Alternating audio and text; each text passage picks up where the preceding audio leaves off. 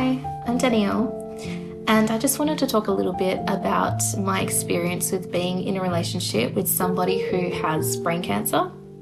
So when I was 19 years old, I met my first love, my first boyfriend Jake, at a coffee place, Gloria Jean's Coffee.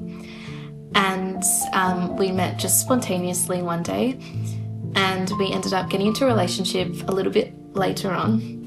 He was 22 at the time and I was 19, and we were together for about a year and a half when one night, just out of nowhere, he had a seizure when he was sleeping. So at first we thought it was a stroke or some sort of potassium deficiency. That's what they said to us at the hospital. And then the day before Christmas, it was Christmas Eve, they told us that there was a small mass pushing his brain to one side.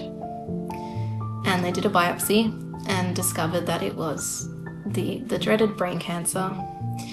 And at the time he was about 23 years old, and it was absolutely terrifying because he was so young, he was so fit, he was healthy. There was never any sign that anything was ever wrong with him.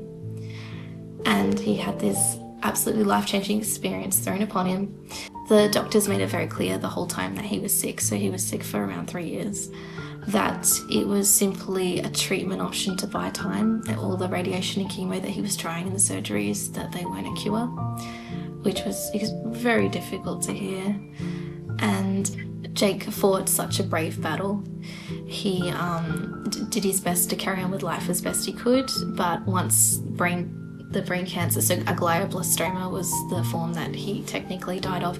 Once it takes over, it's just the most humane thing ever. So he went from starting to limp and lose function of the left side of his body to needing a walking frame, then a wheelchair, and then a hospital bed went into his room, and he basically slipped into a coma and never came out of it.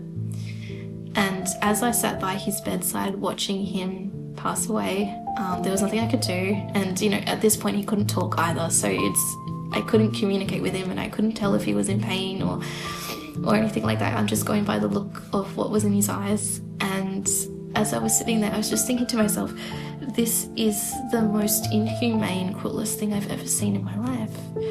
And I didn't know what to do. I didn't know how to help. I didn't know what I could possibly do to make anything better. Jake slipped into a coma for 9 days, and then he peacefully passed away on October 22nd in 2016, which is actually, today is the 8th year anniversary of his death, so I thought it'd be quite fitting to do this video today.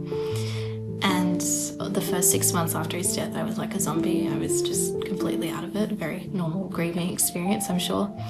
And one day I was in my bedroom, and I was putting together, so I used to always make jewelry when I was younger, and I was putting together a bracelet with some beads that I bought, because when I would make jewelry it would be quite therapeutic. So during the grieving process I went back into it. I guess it's quite normal to go back to childhood hobbies when you are going through a very difficult time. And I put this bracelet together, and it was so pretty, and it was a Swarovski bracelet. And I looked at it and I thought to myself, oh my god, why don't I use jewelry to try to make a difference to brain cancer like I said I would when he was sick? I was thinking of something I could do to make a difference, and jewelry making, of course. And then I set up an Etsy store and an Instagram page, and I called the not-for-profit at the time Pearl Meets Crystal, and I launched it. And within a week I had my first sale, and this sale was so exciting to me. I mean, all the sales are exciting to me, but this first one in particular, it wasn't from any friends or family. I actually didn't tell them what I was doing because I wasn't sure how well it was going to do, and I didn't want my first sales to be from friends or family. I wanted it to be from somebody else who resonated with my journey, I guess. And I got this first order, and I think it was from Canberra at the time, and it was so exciting. And I thought, oh my god, somebody's interested in this. And I remember thinking, if I could just raise a couple $100, because I remember reading that $500 can put a scientist in a lab for 2 days. And I remember thinking, oh, that'd be really cool if I could just do that. Then I know that I've done at least something.